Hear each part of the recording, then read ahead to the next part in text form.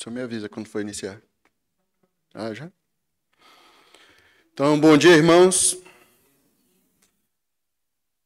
Salmo 100 diz assim: celebrai com júbilo ao Senhor todas as terras.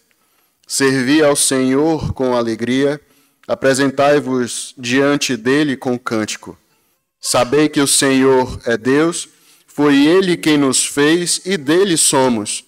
Somos o seu povo e rebanho do seu pastoreio. Entrai por suas portas com ações de graças e nos seus átrios com hinos de louvor. Rendei-lhe graças e bendizei-lhe o nome, porque o Senhor é bom, a sua misericórdia dura para sempre e de geração em geração a sua fidelidade. Amém? Irmãos, é especial esse dia, o dia do Senhor, o dia que podemos chegar na casa de Deus, louvar e engrandecer o nome do nosso Deus. Vamos ficar em pé, vamos cantar, adorar o Senhor, cantando: adoraremos o Salvador, venha adorar o Senhor. Hoje temos a ajuda aqui do nosso grupo de louvor, então vamos cantar com espírito de gratidão, de adoração ao Senhor. Cantemos.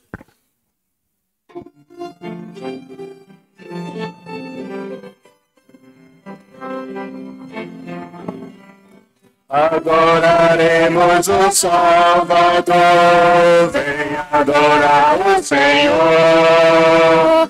Força e poder, luz e prazer, venha adorar. Adore a Deus, maravilhoso e grande é. Venha adorar o Senhor. Céus clamarão, Deus honrará. Venha adorar, adore a Deus, vamos louvar a Deus, louvar a Deus. Venha adorar o Senhor, adorar e cantar.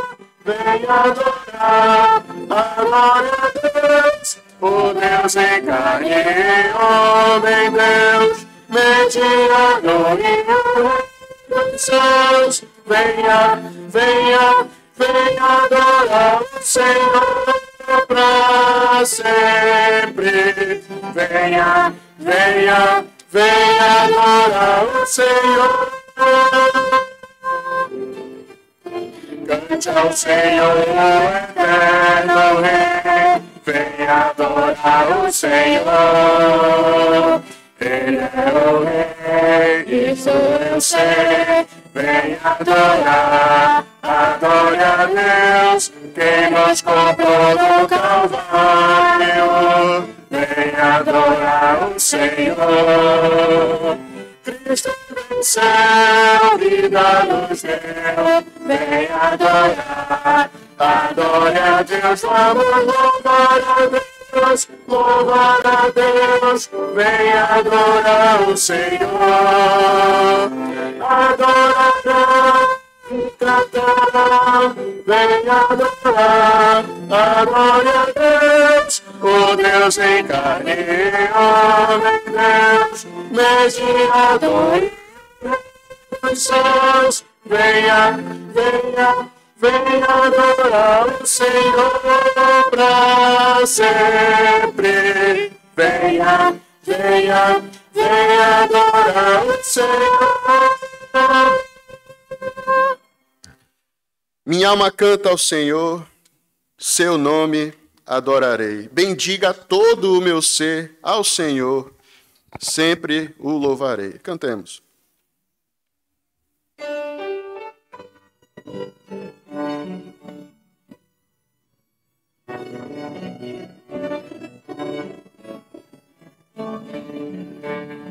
Minha alma canta ao Senhor,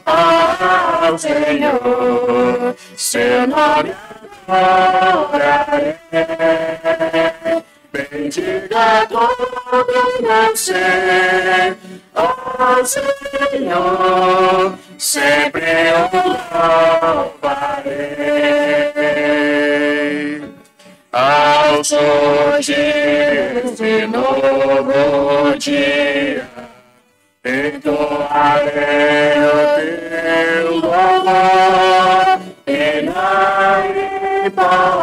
as circunstâncias. Te adorarei até o sol se pôr. Minha alma canta ao Senhor, seu nome adorarei. Bendiga todo meu ser ao Senhor, sempre o louvarei. És Deus de amor e misericórdia, és Deus fiel e de compaixão. Tua bondade me leva a te louvar. Muitas razões para te adorar. Minha alma canta ao Senhor, seu nome adorarei.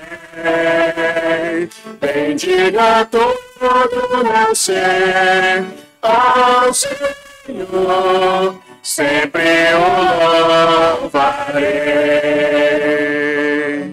E quando enfim se findar o dia e o meu tempo se acabar, minha alma permanecerá cantando.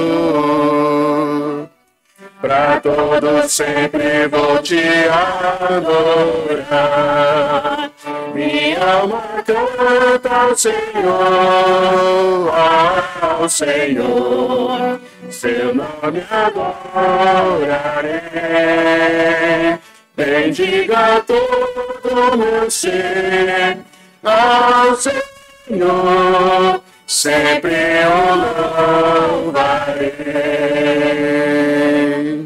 Sempre o louvarei, sempre o louvarei. Mais um cântico, Rei dos Reis, Majestade, Deus do céu a viver em mim. Cantemos.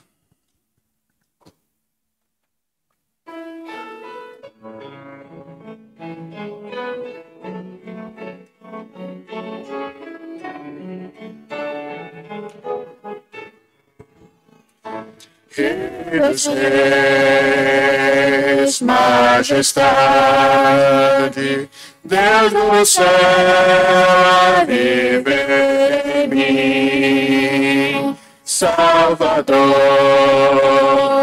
amigo meu, libertador, princípio e fim. Aqui estou diante do trono, da majestade, vencida em glória, diante de ti. Eu não sou digno, salvo em Jesus, agora vivo para servir tua majestade. Céus e terra louvam a ti, amor eterno, bom e fiel. Ele morreu, ressuscitou, os meus pecados ele limpou. Aqui estou diante do trono da majestade, vencida em glória, diante de ti. Eu não sou digno, salvo em Jesus, agora vivo para servir tua majestade, tua majestade, vencida em glória, diante de ti. Eu não sou digno, salvo em Jesus, agora vivo para servir tua majestade.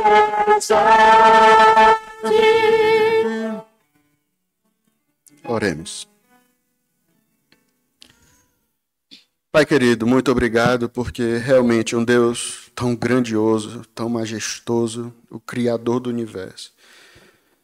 Vive em mim, Senhor, vive em nós, miseráveis pecadores, mas pela tua graça, pelo teu tão grande amor, com que o Senhor nos amou. O Senhor nos deu a graça de crermos no Senhor. E hoje o teu Espírito Santo está em nós.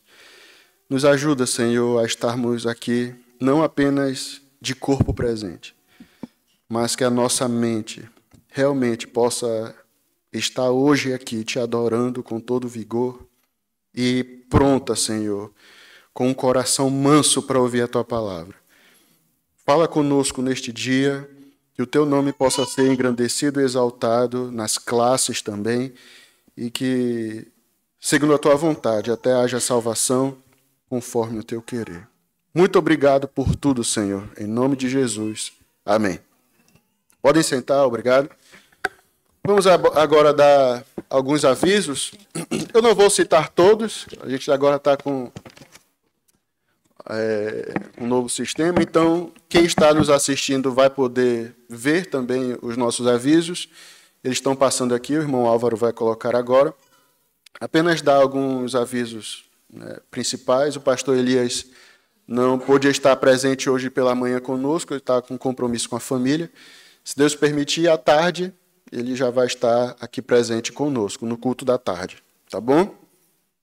No mais, irmãos, não temos algum tipo de aviso extraordinário, a não ser os trabalhos semanais normais, que, pela graça de Deus, vão ser feitos conforme a vontade dele. Só dando um pequeno feedback até para os irmãos, o trabalho na praça a gente tem feito, tem sido muito bom, deu até um número um pouco maior. Ontem, pela manhã, orem por esse trabalho, pelo que a gente planeja ainda durante o ano. Tá bom? Descobridores também da Bíblia está funcionando normal, e é tudo pela graça de Deus. Esses trabalhos nós não podemos fazer sem a graça e a misericórdia de Deus. Então, cada irmão está convidado a estar presente, a participar, e que Deus nos abençoe mais essa semana que está iniciando. Tá bem? Eu não vou pedir para ficar em pé, a gente vai fazer agora o momento da oferta. A Isabel, foi a Érica, né, na semana passada? Não? Foi o Daniel? Quem foi? Foi o Daniel? Foi a Isabel? Ah, tá. Então, vai ser a Érica. Queres, Érica? Ou não? Pode ser o Daniel. Posso passar? Então, quer, Daniel? Bora lá, então. Não? Tranquilo. Aí, Manu, tu dá para ele a sacolinha? Não, sem problema. Não. À vontade. Enquanto isso, nós vamos cantar o último cântico antes das classes irem. E após o cântico, o irmão Tanguy ora. E depois as classes estão aptas para ir para as suas salas. Vamos cantar: se paz a mais doce me deres gozar, se dor a mais forte sofrer, ó seja o que for, tu me fazes saber que feliz com Jesus sempre, sempre sou. Vamos cantar.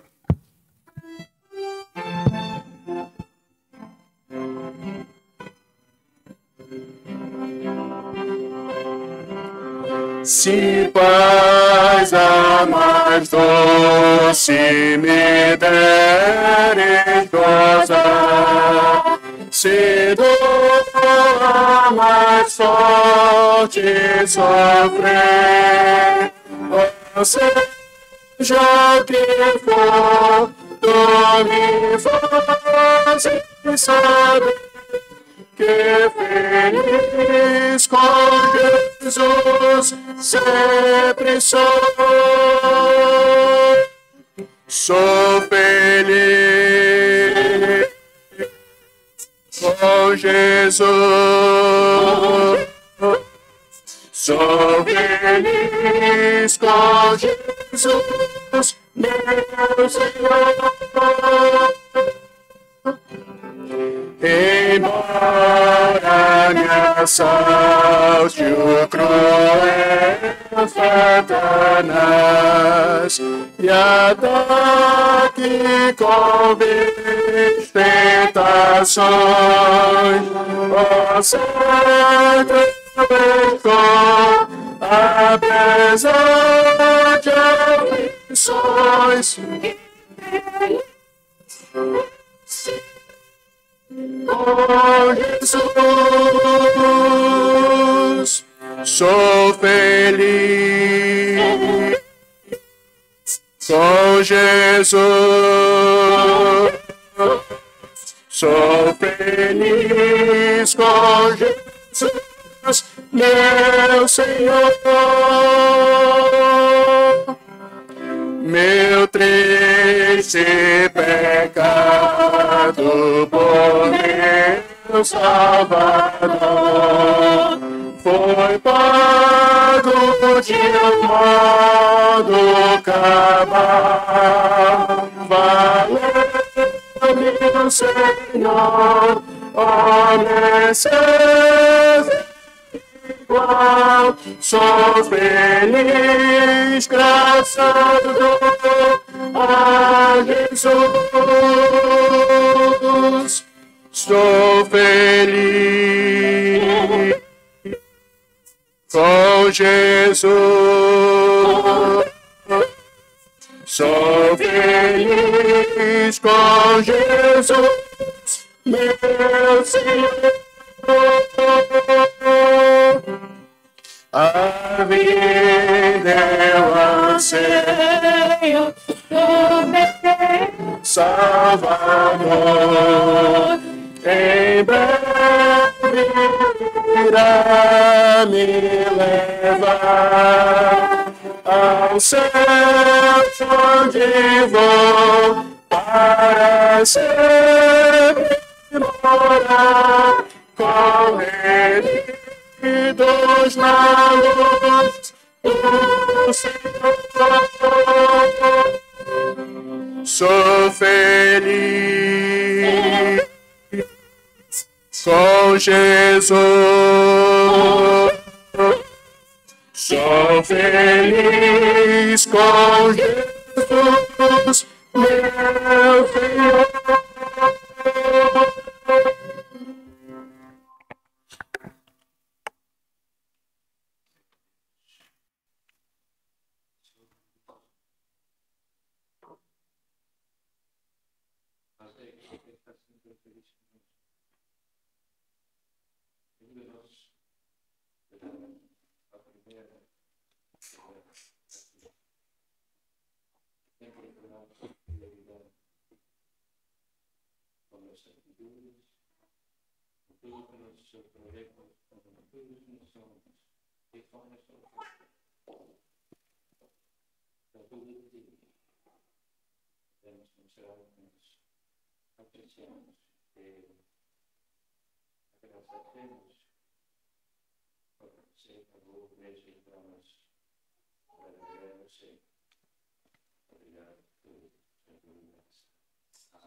Amém.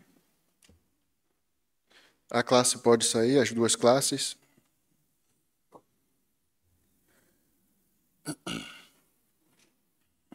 Enquanto isso, irmãos, vamos abrir nossas Bíblias em Atos dos Apóstolos. Atos dos Apóstolos, capítulo 5, versículo 17. Atos dos Apóstolos, capítulo 5, versículo 17.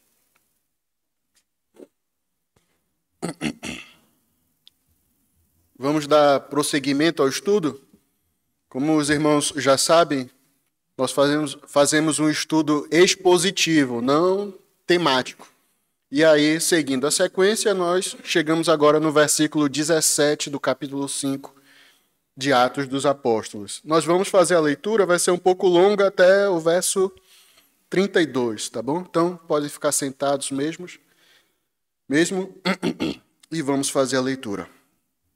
Atos 5, 17. Então, diz assim a palavra do Senhor. Levantando-se, porém, o sumo sacerdote e todos os que estavam com ele, isto é, a seita dos saduceus, tomaram-se de inveja, prenderam os apóstolos e os recolheram à prisão pública. Mas, de noite, um anjo do Senhor abriu as portas do cárcere e, conduzindo-os para fora, lhes disse: Ide e, apresentando-vos no templo, dizei ao povo todas as palavras desta vida. Tendo ouvido isto, logo ao romper do dia, entraram no templo e ensinavam. Chegando, porém, o sumo sacerdote e os que com ele estavam, convocaram o sinédrio e todo o senado dos filhos de Israel e mandaram buscá-los no cárcere. Mas os guardas, indo, não os acharam no cárcere. E, tendo voltado, relataram, dizendo: Achamos o cárcere fechado com toda a segurança e as sentinelas nos seus postos junto às portas. Mas, abrindo-as, a ninguém encontramos dentro. Quando o capitão do templo e os principais sacerdotes ouviram estas informações, ficaram perplexos a respeito deles e do que viria a ser isto. Nesse ínterim, alguém chegou e lhes comunicou: Eis que os homens que recolhestes no cárcere estão no templo ensinando o povo.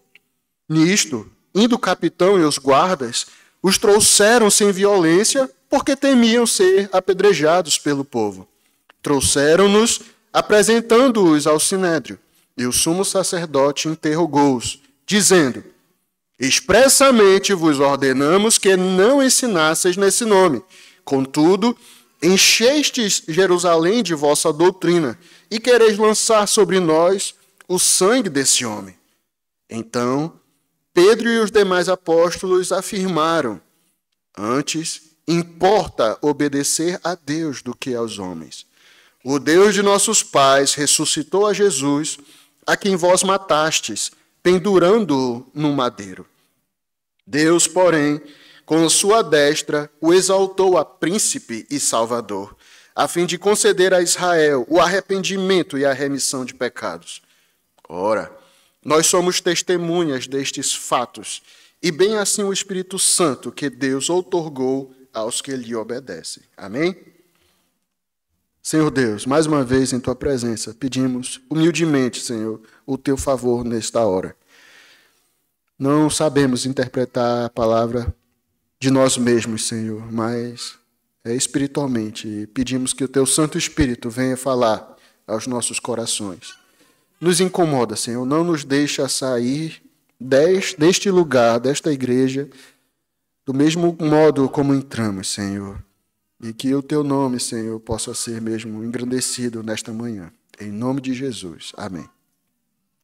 Irmãos, nós vimos nos últimos estudos, desde ali o capítulo 5, verso 1, a história de Ananias e Safira. É uma história conhecida, um fato conhecido dos irmãos. Vimos ali os pecados que eles cometeram, tudo aquilo que envolvia a história, a sua inveja, né, em relação a Barnabé, a avareza, a mentira que eles foram lá e falaram perante Pedro. Até nós vimos o furto mesmo que eles cometeram, mas também nós vimos que esse problema que foi resolvido e tratado pelo Senhor, veja, não foi Pedro que resolveu esse problema. Foi o próprio Deus que tratou Ananias e Safira. Pedro não tem poder, não tinha poder para fazer com que eles morressem. Mas foram tratados pelo Senhor. Esse tratamento, vamos dizer assim, esse tratamento de choque naquela comunidade, naquela igreja, trouxe alguns benefícios para a comunidade. E foi o último estudo antes da nossa viagem para o Brasil. Vimos ali 4 benefícios que causaram inveja nesses saduceus aqui que nós vamos falar agora, nessa perícope, nesse trecho que nós lemos. Os 4 pontos que vimos foi Sinais e prodígios eram feitos pelas mãos dos apóstolos. Isso está no versículo 12 de Atos 5, até Atos 12 e Atos 15 e 16. 5, 15 e 16. Segundo, a igreja estava unida de forma notória. Não era uma comunidade quebrada, uma comunidade com problemas internos. Pelo contrário, era uma comunidade toda unida, de forma unânime, buscando o Senhor, orando, estando em comunhão sempre. Isso em Atos 5, 12, B, a parte B do versículo. O terceiro ponto. As pessoas admiravam-se da igreja, e o termo aqui é magnificar. Eram pessoas bem vistas na comunidade cristã. Não na comunidade cristã, mas bem vista na sociedade, né? Na sociedade como um todo, eram bem vistos, eram pessoas que a sua diferença fazia diferença na comunidade em que eles estavam inseridos ali. E o quarto ponto, isso em Atos 5:13. E o quarto ponto, a igreja crescia mais e mais, agregando tanto homens como mulheres. Vocês sabem que a comunidade judaica é um pouco segregadora, né? Existe ali a parte masculina, a parte feminina, mas a comunidade cristã era diferente. Todos eram irmãos em Cristo Jesus, faziam parte da família de Deus e estavam ali unidos. Não tinha diferença entre sexo, homem ou mulher, não tinha diferença social, ricos e pobres. Nós vimos lá atrás que até os ricos, aqueles que tinham mais posses, vendiam para dar os recursos nos pés dos apóstolos, para assim eles pudessem resolver as necessidades dos necessitados, né? Então, foi tudo isso que causou esta inveja.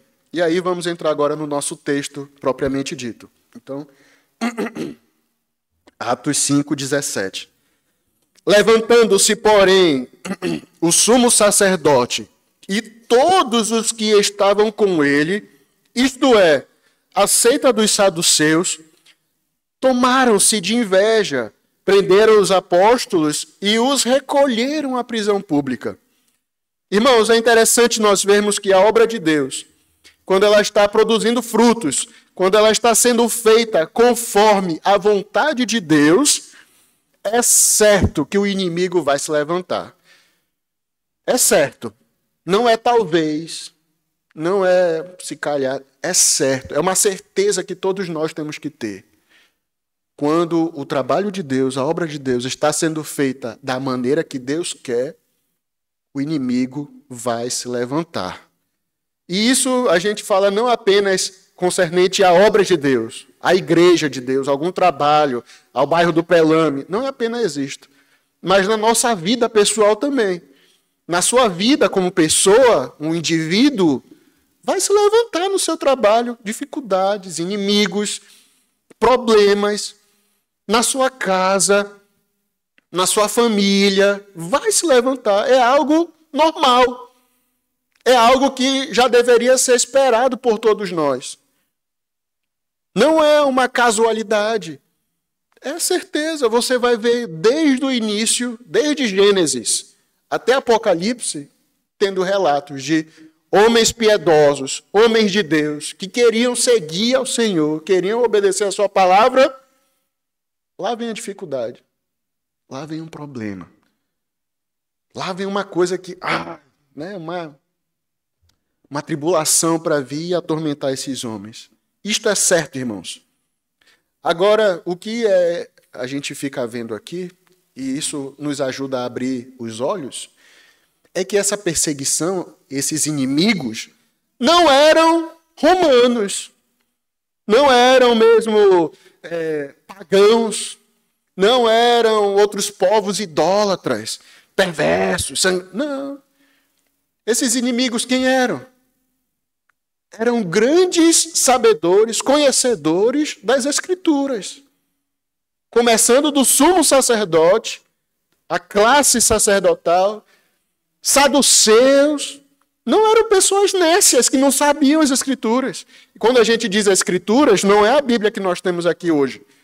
Eram a lei, os salmos e os profetas. Eles sabiam de tudo isso.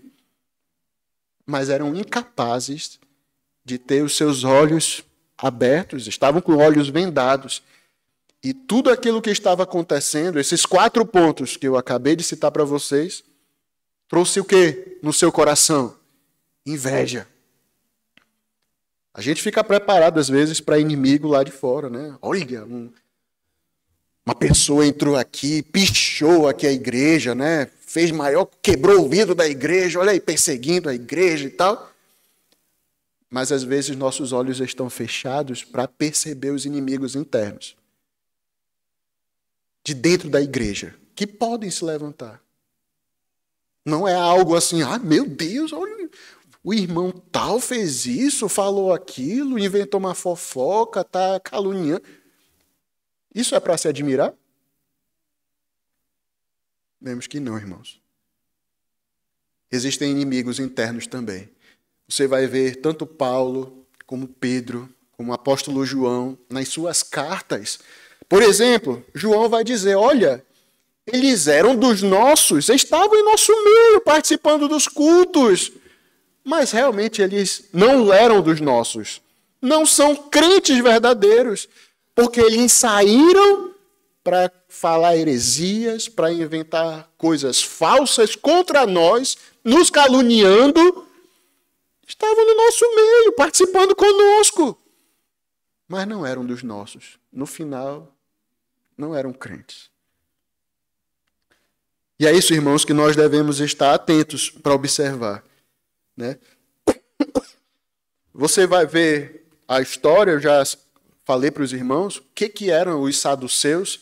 Era uma classe, né, ali de seita judaica. Tinham os saduceus, os fariseus, os herodianos, né, os zelotes. Os saduceus eram uma classe, era uma seita. E para eles, materialmente falando, era muito custoso ter qualquer tipo de levante que Roma, quando visse, o que é isso que está acontecendo ali, né, na Judéia, na Galileia? Não, vamos lá e vamos acabar com isso, que foi o que aconteceu no ano 70. Os irmãos sabem da história. O que aconteceu no ano 70? Aconteceu um levante em Jerusalém, por volta ali do ano 67, 66. O que Roma decidiu? Não, vamos acabar. Esses judeus dão muito trabalho, ficam fazendo revoluções. Não, vamos acabar. E foi lá o general Tito, acabou com tudo. De aldeia em aldeia, até chegar em Jerusalém, crucificando, queimando, destruindo o templo. Diz o historiador que não tinha madeira para crucificar, de tanta gente que foi martirizada ali em Jerusalém. E os saduceus estavam com medo. O que é isso? Acontece um levante desse, é capaz de nós perdermos a nossa cabeça, o nosso cargo de influência. Por acaso eu sou sacerdote, sou o sumo sacerdote. Não, vamos acabar com isso pela raiz, né? E eles então decidiram mesmo prender os apóstolos e recolher à prisão pública esses 12 homens, né? Os 12 apóstolos.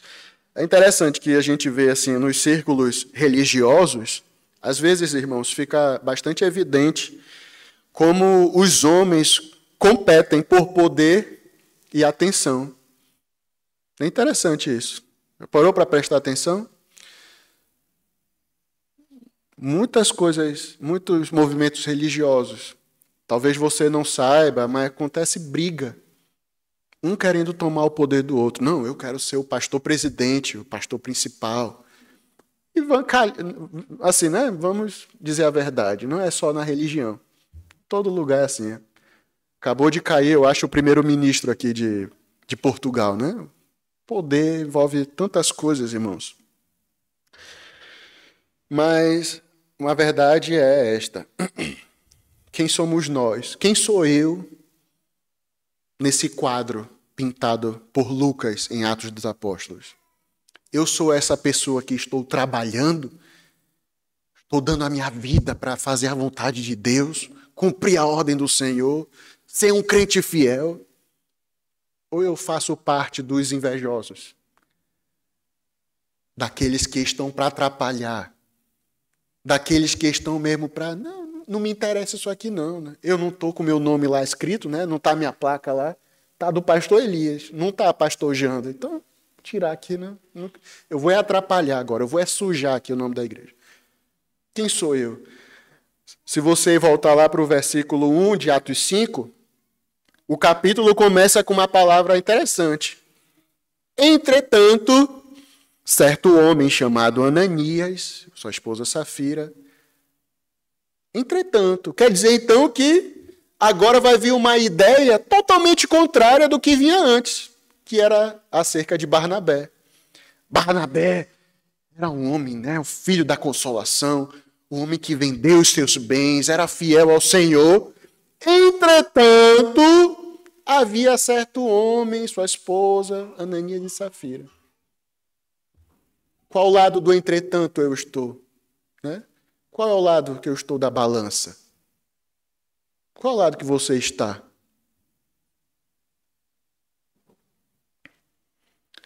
Outra coisa que podemos tirar desses 2 versículos, irmãos, é esta coisa.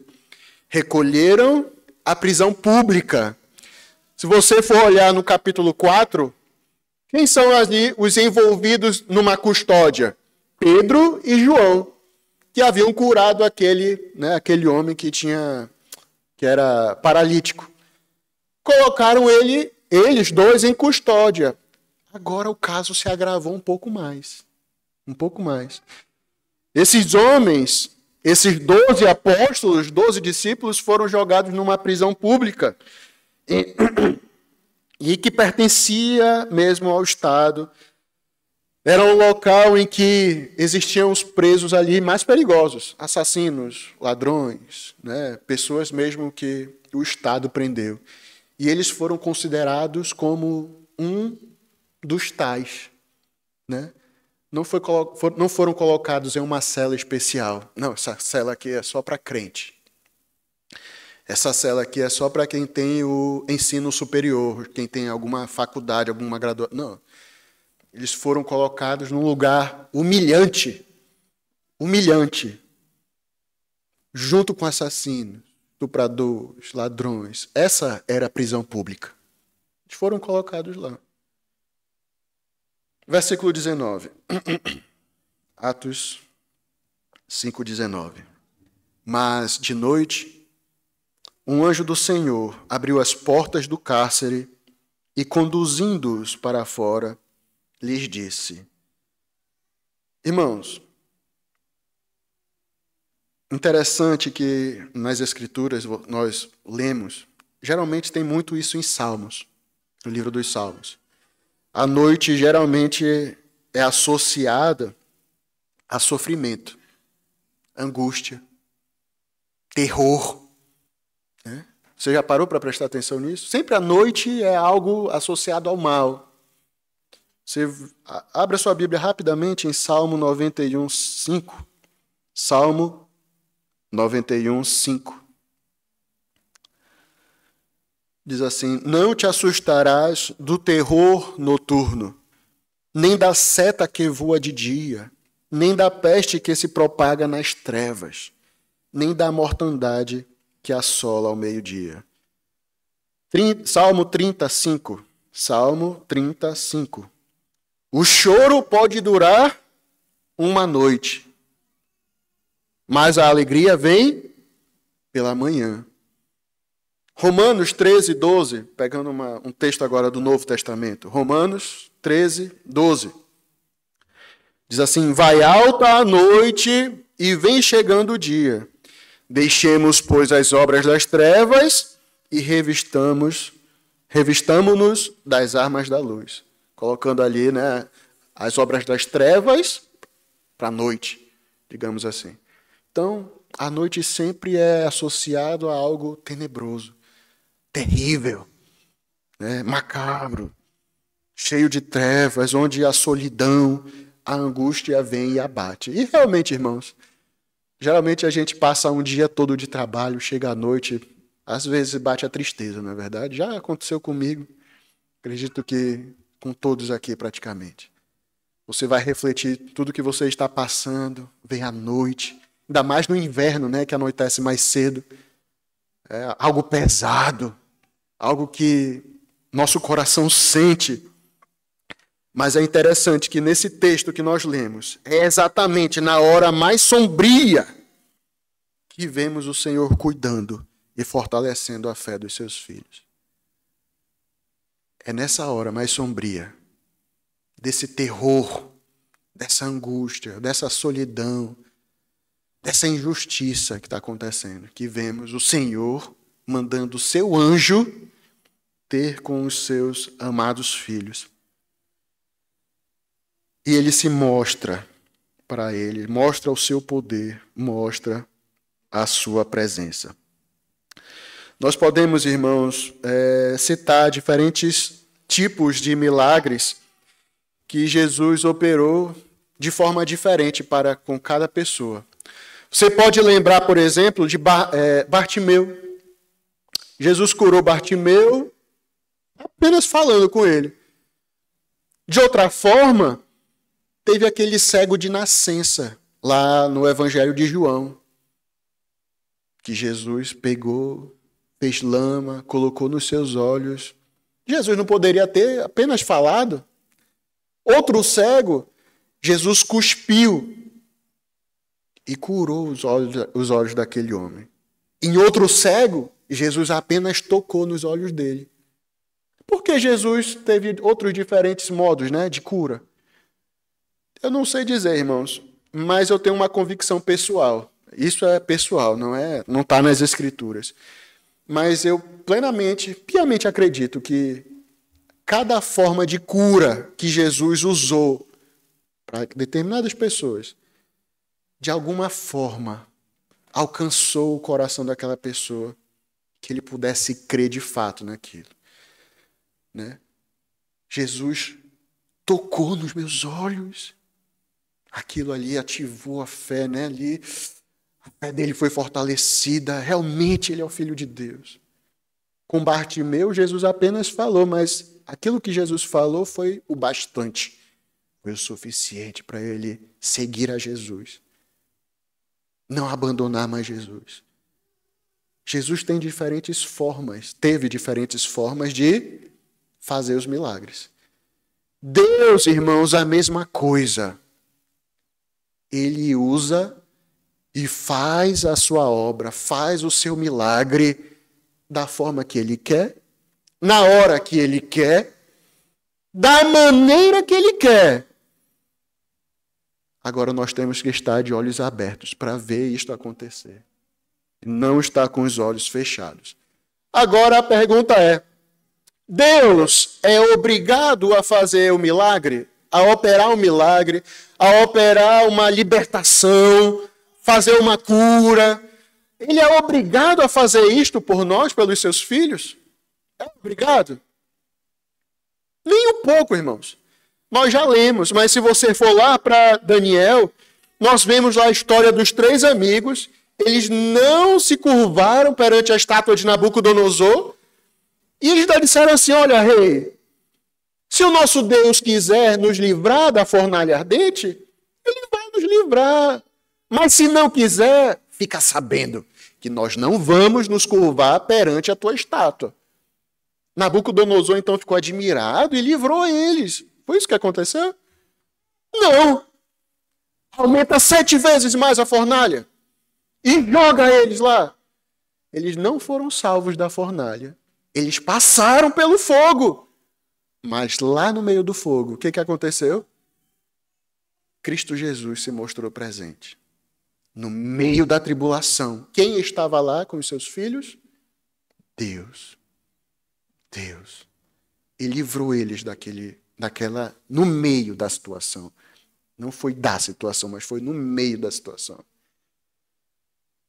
Se você for olhar Hebreus capítulo 11, é linda a história ali dos heróis da fé. Cada um, Abel, Noé, Abraão, Moisés, mas chega a um ponto que vai lá dizer, olha, nem todos tiveram uma trajetória assim tão, marcantes e brilhantes como esse. Tiveram uns, irmãos, que foram cerrados pelo meio.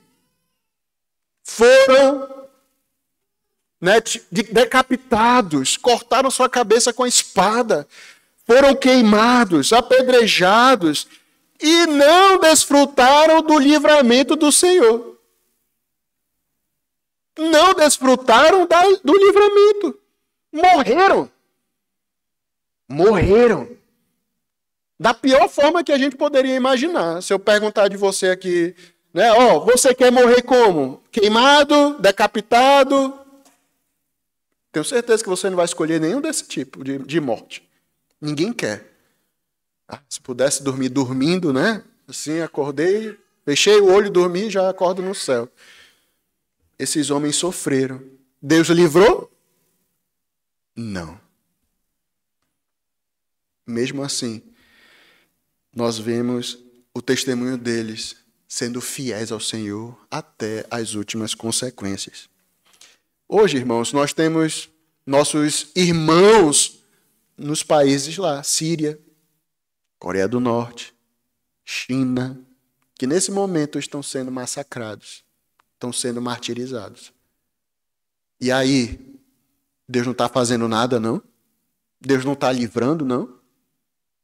Deus não está vendo? Deus é incapaz de mover um dedo para salvar esses homens, essas mulheres, essas crianças, esses velhos? O que está acontecendo com Deus? Irmãos, uma coisa é certa, todas as coisas seguem o propósito de Deus. A certeza que nós temos, que eu e você podemos ter, que esses irmãos lá na Síria, Coreia do Norte, na China, podem ter, não é a certeza do livramento, não. Não é a certeza do livramento. A certeza que eles podem ter, que nós podemos ter, é que Deus está conosco. Que Deus está presente conosco. A gente ainda vai chegar lá na frente e eu quero mostrar algumas histórias de alguns mártires do passado. Nós vamos chegar lá. Mas, irmãos, existem tantos relatos que, na hora do martírio, esses heróis da fé, nossos irmãos que enfrentaram o Coliseu, enfrentaram a fogueira, na hora da morte, cantaram ao Senhor, bendizeram a Deus, glorificaram a Deus no meio da tribulação. Tiveram a coragem de enfrentar, porque tinham a certeza que Deus estava com eles, que Deus estava pronto para receber o seu Espírito, que nada nesse mundo iria separar do amor de Deus, a salvação firmada em Cristo Jesus. E por que esses homens sofreram tudo isto, irmãos? Esses relatos que temos na Bíblia. Lembram-se que o cânon bíblico, as escrituras, estavam sendo escritas ainda. Essas histórias servem para nos fortalecer. Imagina se não tivesse algo escrito sobre como Paulo foi açoitado com Silas na prisão. Imagina se não tivesse como Paulo foi apedrejado em Listra. Como Estevão não foi apedrejado. Se não tivesse esse relato, como iria ser, irmãos? Isso serve para nos dar ânimo, fortalecer, não fazer com que nós pudéssemos mesmo enfrentar o problema de frente. E ter a certeza, olhar para esses homens aqui, rapaz, quem é o Jander se comparado com o apóstolo Paulo? Quem é o Jander com o Estevão, comparando? Estevão foi apedrejado, Paulo açoitado, não sei quantas vezes, apedrejado. Eu não vou ter problema? Eu não vou ser perseguido? Minha vida vai estar sempre tranquila? Que isso? Agora eu vou encarar de frente, como esses homens fizeram. Mas também temos a certeza, irmãos, que a aparição desse anjo do Senhor teve alguns objetivos. Por exemplo, serviu de sinal sobre a inutilidade de lutar contra aqueles que Deus protege. Pode lutar, Caifás? Pode lutar, Anás. Pode prender, pode lançar na prisão pública. É inútil. É inútil. Por quê? Quem é que está com esses homens? Quem estavam com esses homens?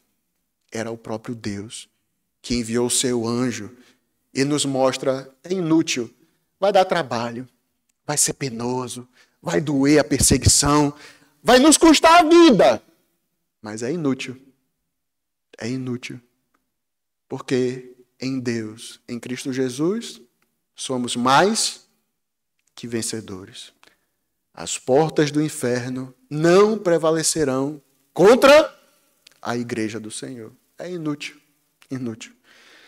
Mais uma coisa, a fé e a confiança dos apóstolos, bem como desses cristãos em geral que estão sofrendo hoje na nossa atualidade, né?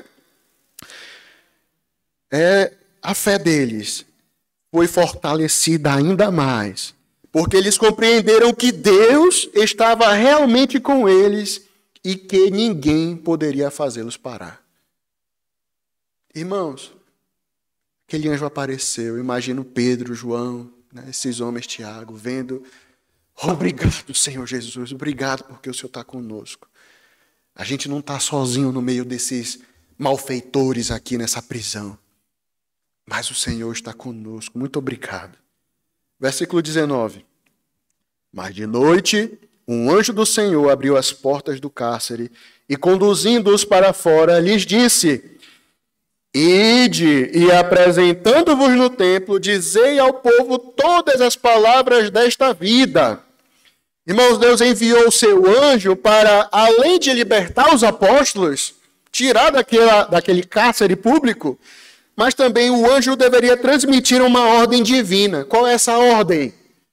Ide e, apresentando-vos no templo, dizei ao povo todas as palavras dessa vida.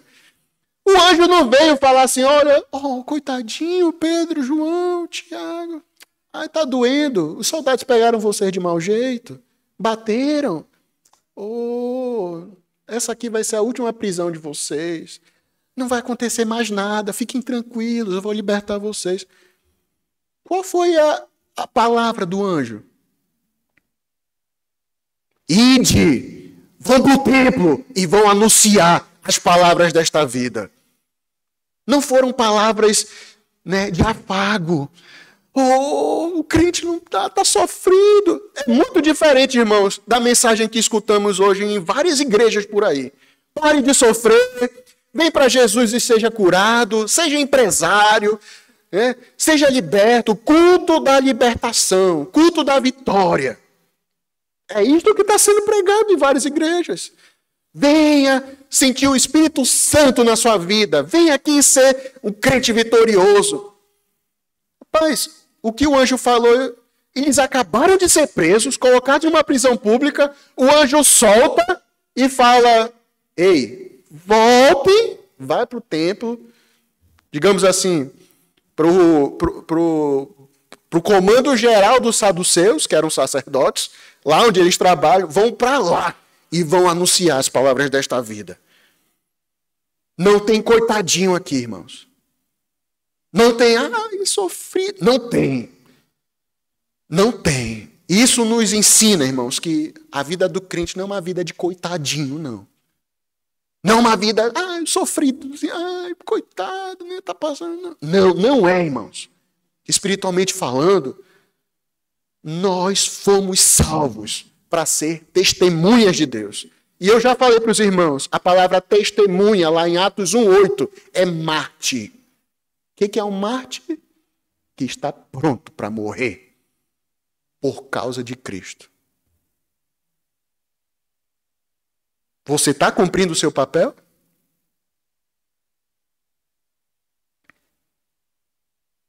Abra rapidamente Atos 9:15. Atos 9:15. Olha o que Cristo Jesus diz para Ananias antes dele ir ter com Saulo de Tarso. Atos 9:15. Mas o Senhor lhe disse: vai, porque este é para mim um instrumento escolhido para levar o meu nome perante os gentios e reis, bem como perante os filhos de Israel. Leia, versículo 16. Pois eu lhe mostrarei quanto lhe importa sofrer pelo meu nome.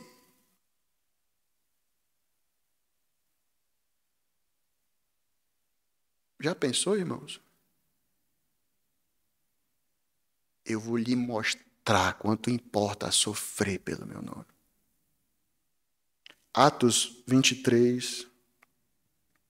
Vou deixar esse para depois. Filipenses 1:29.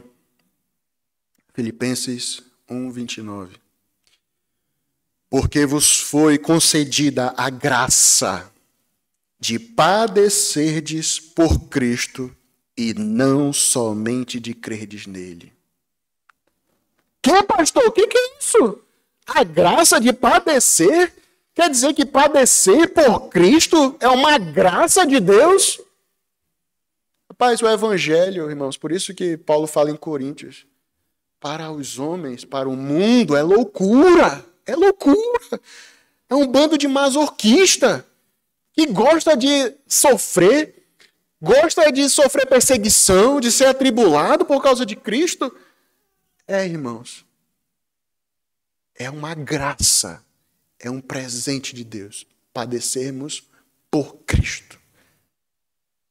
Se o nosso Salvador não foi aceito pelo mundo, você imagina os seus seguidores. Imagina eu e você. Normal. Por que estamos assustados? 2 Timóteo 3:12. 2 Timóteo 3:12. Ora, todos quanto querem viver piedosamente em Cristo Jesus serão perseguidos. Aí nos diz uma grande coisa, irmãos. Tua vida como crente está tudo bem, no teu trabalho, na tua família, só você é crente, mas está tudo bem, é aceito em todos os lugares, teus amigos te aceitam normal, está tudo bem, não tem nada acontecendo. Cuidado.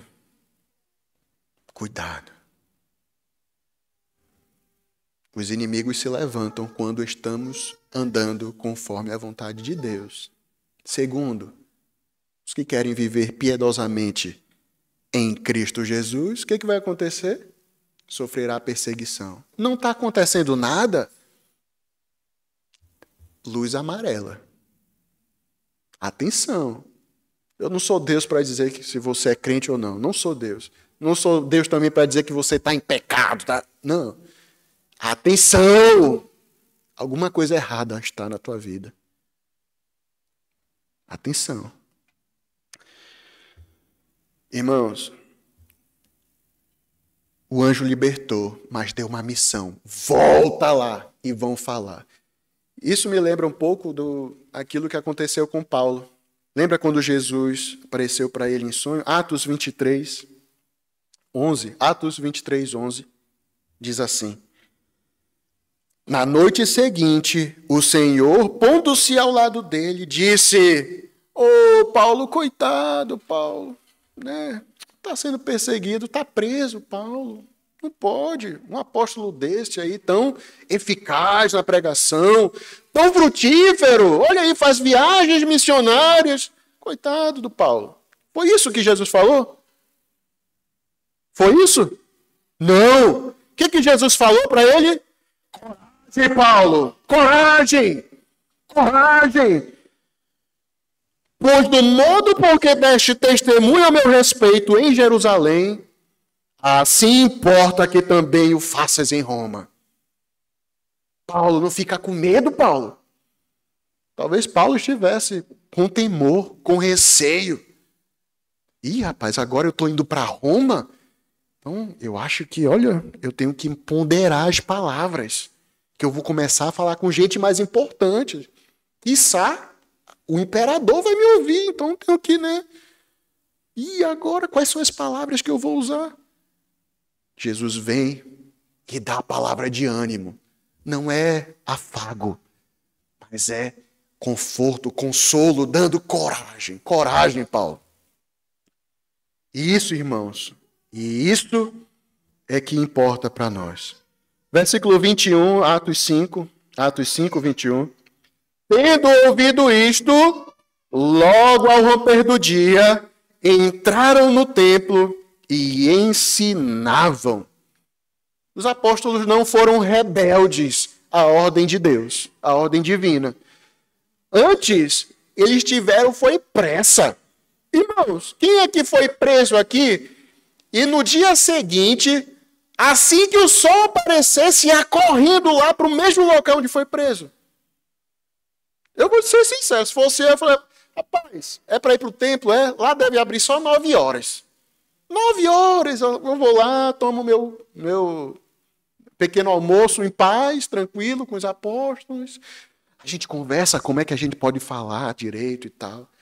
E a gente vai, talvez fosse atrasar o máximo possível. Eu já fui preso ontem, agora eu vou voltar lá para ser preso de novo. Anjo, aguarde. Eu vou obedecer, mas aguarde um pouquinho, espere um pouquinho, né? Não precisa essa pressa e tal, porque eu acho que a gente vai ser preso de novo. Então, aguarde um pouco. Mas, pelo contrário, irmãos, tendo ouvido isto, logo ao romper do dia, de novo, mas esses crentes são doidos. Não pensam direito, não. Quem é que segue algo desse tipo aqui? E tem pressa para ser preso de novo. Era para ter fugido. Vai para Galiléia, vai para a Ásia Menor, vai para a Itália, Roma. Lá não tem perseguição. Não, eles voltaram. Logo ao romper do dia, entraram no templo e ensinavam. E o que eles ensinavam, irmãos? As palavras desta vida. O que é necessariamente as palavras dessa vida, irmãos? Isso inclui a mensagem, inclui os acontecimentos da vida de Jesus, como ele trouxe salvação aos homens durante seu ministério, sua morte sacrificial e como, através de sua ressurreição dentre os mortos, a sua ascensão ao céu, ele assegura a vida eterna, transformação de vida a todos que nele confiam. Nós vamos parar por aqui, mas nós temos algumas considerações a fazer. É basicamente uma recapitulação daquilo que nós já vimos. A partir desse texto, nós podemos tirar algumas seguintes lições e conclusões. Primeira, a obra de Deus. Pode ir para a próxima. Primeiro slide. A obra de Deus sempre enfrentará oposição. Sempre, né, Rafael? Sempre enfrentará oposição. Assim, irmãos, como os apóstolos enfrentaram, hoje também os crentes sofrem perseguições, sofrem tribulações, principalmente quando a sua vida está conforme a vontade de Deus. Conforme a vontade de Deus. Mas apesar disso, devemos continuar fiéis, pois a fidelidade de Deus, a fidelidade a Deus, a obra de Deus, é o principal. Saiba de uma coisa, irmãos. Saiba de uma coisa. Deus não é obrigado a nos livrar da perseguição, da tribulação. Mas nós somos obrigados, se somos filhos de Deus, a sermos obedientes a Ele até a morte. Ele não tem nenhum compromisso de nos livrar. O compromisso dele é de dar a sua paz, estar presente conosco, não nos livrar. Segundo, o sofrimento, ele faz parte, é parte do chamado cristão. O cristão não é chamado apenas para desfrutar de bênçãos celestiais, de bênçãos terrenas, mas também para compartilhar dos sofrimentos de Cristo. E isso é que Paulo enfatiza lá em Filipenses 1:29, que nós lemos. E nós devemos entender que o sofrimento por causa do Evangelho tem um propósito e nos aproxima mais de Cristo. Se tivéssemos, irmãos, vou colocar aqui o foco em mim, se eu tivesse essa compreensão de fato, eu não reclamaria tanto da minha vida. Se o que eu estou passando tem um propósito e me aproxima mais de Cristo, eu ia dizer, ó Senhor, dá só tua graça, me ajuda a passar por isso. Eu ia reclamar menos. Eu ia me queixar menos. Até blasfemar não ia fazer. Terceiro, Deus age de maneiras inesperadas. Inesperadas. Esse anjo, ele libertou os apóstolos de uma maneira sobrenatural. Mas ele fez isto com um propósito claro. Vão e voltam para proclamar as palavras desta vida. Deus sempre está nos momentos de dificuldade e sabe, ouça bem, e sabe o que é melhor para fortalecer a nossa fé e cumprir os seus propósitos. A forma que Deus age comigo me fortalece. Mas o mesmo método pode não funcionar com você. Entendeu? Entendeu? Deus age comigo de uma forma que, olha, minha fé realmente é fortalecida. Realmente obrigado, Senhor, por me livrar, por me salvar, por me ajudar. Mas com você ele vai agir diferente. Talvez ele nem livre. Talvez ele livre você e não livre a mim. E aí, a coisa é que as duas coisas vão fortalecer as nossas fés, né? 4. Existe urgência na missão. Mesmo na tribulação, nós somos convocados por Deus para sermos rápidos, precisos, estando mesmo focados na missão. Qual é a missão? Prosperar? Ter riqueza? Ser curado de um cancro? É isso? A missão do crente é essa? Ser próspero nessa terra? É isso? Não. Não interessa a situação. Nossa missão neste mundo. E é por isso que você e eu não vamos para o céu antes do tempo. É porque nós temos um propósito a cumprir. Qual é o propósito principal? Testemunhar, testificar de Cristo Jesus. Você está rápido? Você está mesmo com esse compromisso aqui na sua veia? Sente isso? Ou não? Você é um agente secreto de Deus, né? É um 007. Ninguém pode saber que eu sou crente na faculdade, no trabalho, na família, né? Não, eu tenho que andar com os meus amigos porque eu tenho que aceitar eles, né? Fazer o que eles fazem, andar conforme eles andam. É isso? Não. 5. Devemos ter uma obediência incondicional ao chamado de Deus. Nossa vida, irmãos, não interessa. Essa é a verdade do crente. Sabe por que não interessa a tua vida e a minha vida? Porque nós não pertencemos a nós mesmos. Nós fomos comprados por um grande preço. O Álvaro não pertence mais ao Álvaro. É de Jesus. Então, obedece. Tua vida não interessa, Álvaro. Agora, o Álvaro pode ter a certeza que eu sei em quem tenho crido. E estou bem certo de que Ele é poderoso para guardar o meu depósito até aquele dia. Não interessa. Eu vou sofrer, vou ter problema. Eu vou sofrer boicote no meu trabalho. Minha família vai me largar. Na faculdade eu vou sofrer bullying. Enfim, bote aí todas as situações que vier. Não interessa. O que interessa? Cumprir a ordem de Deus. Ser testemunha. Viver uma vida piedosa por Cristo Jesus. 6, a mensagem central é a vida eterna em Cristo Jesus. É por isso que eu não venho aqui falar para vocês da minha vida. Não tenho nada para falar da minha vida. Agora eu tenho uma mensagem muito mais importante. A palavra de Deus. A palavra de Deus. A mensagem desta vida, Cristo Jesus, o Evangelho, deve ser anunciado. 7ª coisa, Deus fortalece a fé dos crentes em momentos difíceis, irmãos. Isso você não pode tirar da sua mente, não pode desvirtuar o seu pensamento. Nunca pense que você está sozinho na batalha da vida cristã. Você não está. Você não está.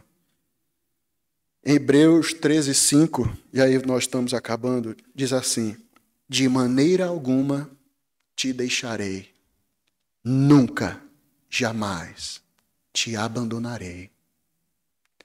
Eis que estou convosco todos os dias, até a consumação dos séculos. Essa promessa, irmãos, é o alicerce da nossa fé e da nossa confiança no Senhor. Podemos enfrentar adversidades e momentos de profunda angústia, mas devemos sempre recordar que Deus está conosco em todos os momentos e em todas as circunstâncias.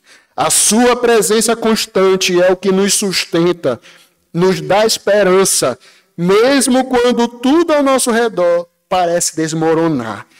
É na certeza da presença de Deus que encontramos forças para continuar, pois sabemos que o Senhor é fiel e que Ele não nos abandona.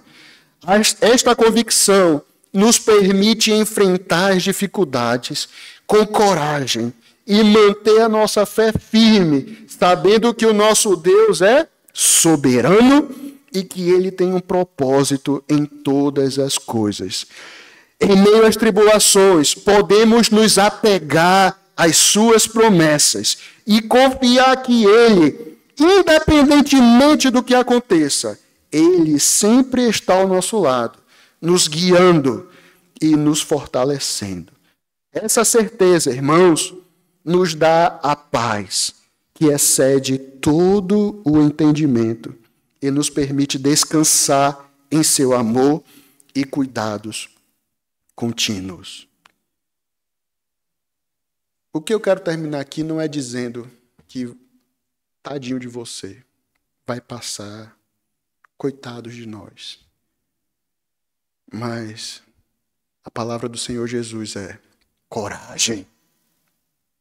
Coragem. Tá difícil? Coragem. Seja fiel. Tendes fé em Deus. Se Deus é por nós, quem será contra nós? O nosso pastor, ele dizia uma frase assim: você com Deus já tem a maioria. O que você teme? Só eu e Deus já é a maioria. Onde está o teu temor? E aí nós podemos cantar, irmãos. Se paz a mais doce me deres gozar, se dor a mais forte sofrer, ó seja o que for, tu me fazes saber que feliz com Jesus sempre sou, sempre sou, sempre sou. Amém? Oremos. Senhor Deus, muito obrigado, porque tua palavra nos anima, nos encoraja, nos dá forças para lutar. Mas não podemos de nós mesmos, Senhor. Não podemos, somos fracos. Somos mesmo incapazes. Somos débeis, Senhor. Somos falhos. Mas graças a Deus que tu nos promete a tua presença até o fim dos dias. O Senhor promete que nunca nos abandonará, nunca nos deixará. Esteja conosco, Senhor, na hora mais sombria, no momento mais escuro que estamos passando. Nos dá a força para sermos fiéis ao Senhor, para cumprir a Tua palavra. Nos ajuda a olhar para frente, Senhor, e enfrentar o problema, sabendo que em Ti somos mais que vencedores. Nos ajuda a olhar para cima também, sabendo que nossa esperança não é nessa terra, mas está no céu, ao Teu lado, Senhor. Nos ajuda, tem misericórdia de nós, nos dá graça, mais essa semana, Senhor, a sermos obedientes a Ti, sermos fiéis ao Senhor. E assim, Senhor, nos abençoa. Pai, ora vem, Senhor, em nome do Senhor Jesus. Amém. Deus abençoe, irmãos, muito obrigado. Bom domingo a todos.